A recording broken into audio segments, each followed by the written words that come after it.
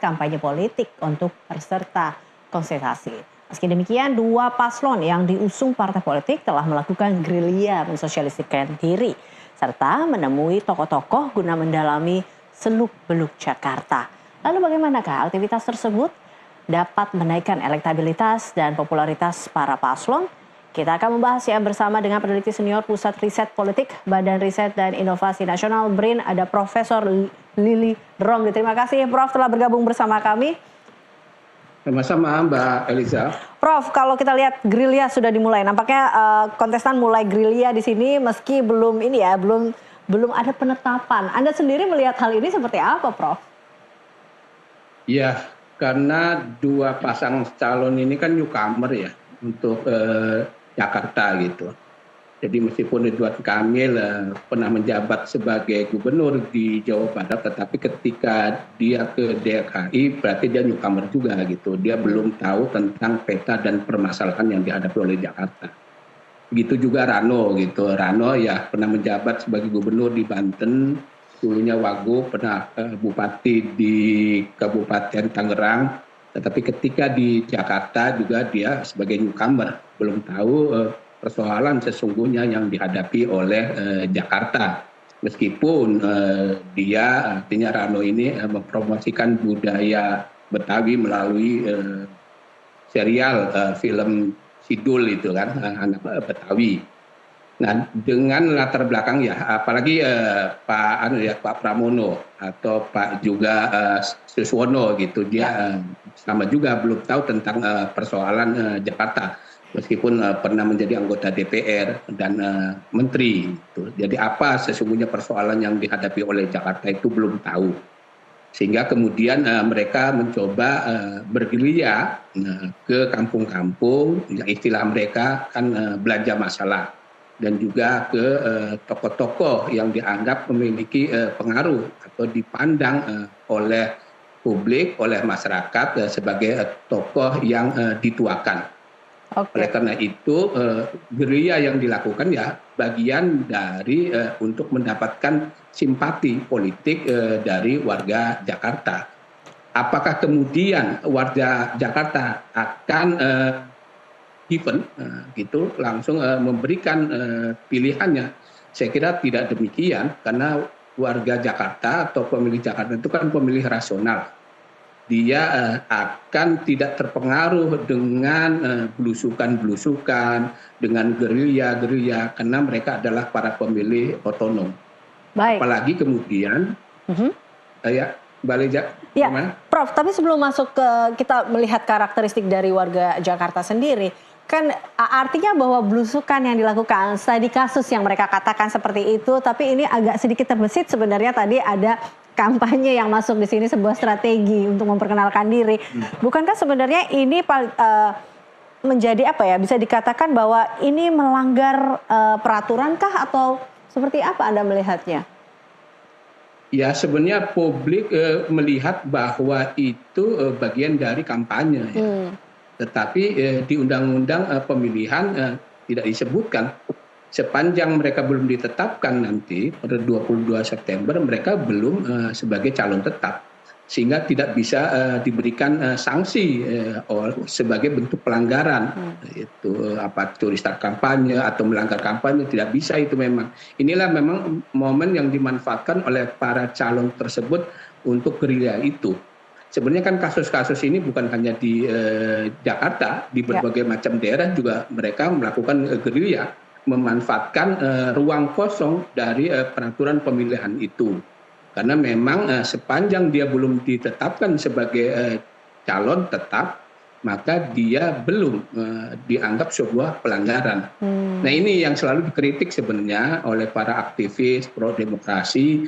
Mesti ada semacam terobosan Bawaslu agar memperingatkan jangan sampai ruang kosong ini kemudian dimanfaatkan sedemikian rupa oleh para calon. Lebih baik dibuka aja gitu loh, bahwa selama dia sebagai bakal calon, ketika melakukan belusukan itu boleh, asal nanti ada larangan-larangan seperti itu gitu loh, Mbak. Oke, jadi diperjelas terkait dengan atau batasan-batasannya ya, Prof sebenarnya ya.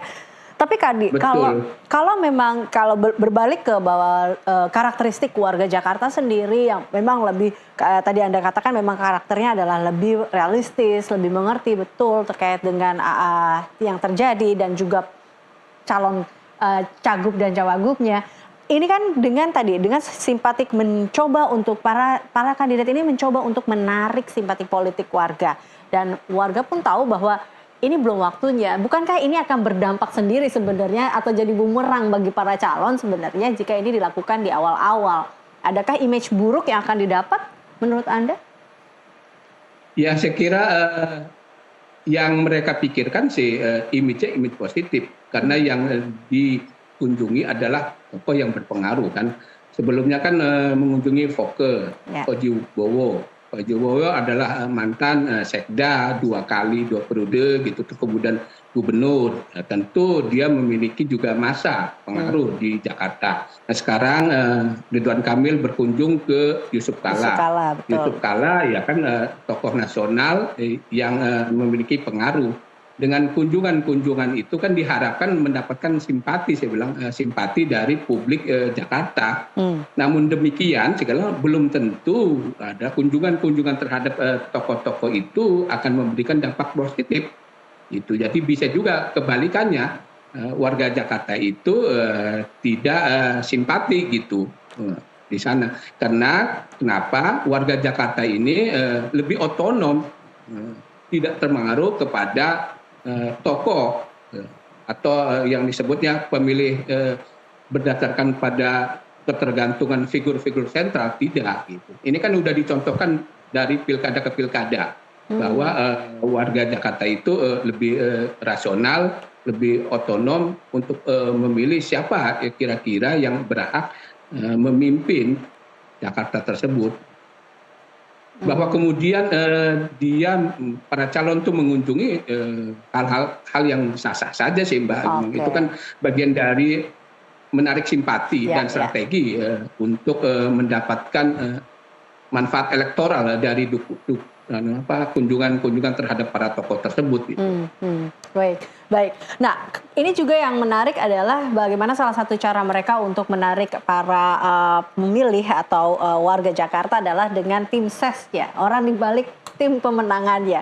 Ini kita lihat dari RK dan juga Pramono, ini kan ada dua yang berbeda. Satu memilih untuk tim sesnya dari bertabur bintang, para bintang sinetron atau bintang-bintang lainnya hadir di sini. Tapi kalau kita lihat RK, dia memilih ya katakan dari internal Kim sendiri, partai politiknya. Anda melihat dua perbedaan ini seperti apa, Prof? Ya, ini menarik saya kira ya, di luar dugaan khusus untuk pasangan calon yang diusung oleh PDIP ini dengan banyak melibatkan public figure atau selebritas ini kan. Tentu untuk para selebritas sendiri mereka mendapat kebanggaan itu, kepercayaan bahwa profesi dia itu diakui gitu, diakui oleh termasuk di dalam sini adalah para politisi gitu. Itu saya kira menjadi kebanggaan para selebritas itu. Terus yang kedua, saya kira akan memberikan dampak positif karena yang dilibatkan di dalam tim kampanye itu orang-orang yang memang memiliki kapasitas gitu. Ya katakanlah Cah Lontong. Cah Lontong memang sebagai komika atau ya di dunia hiburan ngelawak gitu ya, bahasa kita sehari-harinya. Mereka juga kan ketika melawak dengan nas-nas yang cerdas sekali gitu.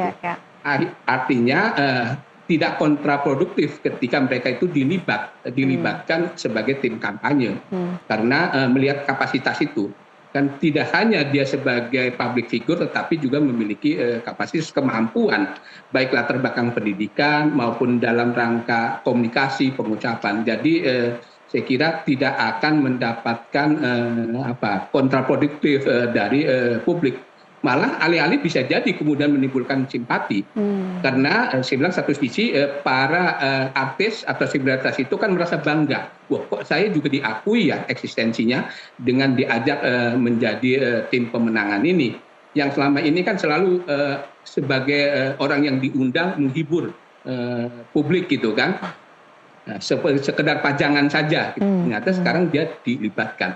Ini saya kira satu strategi mungkin karena melihat ya Rano Karno sendiri kan dibesarkan dari dunia bahkan keartisan gitu kan.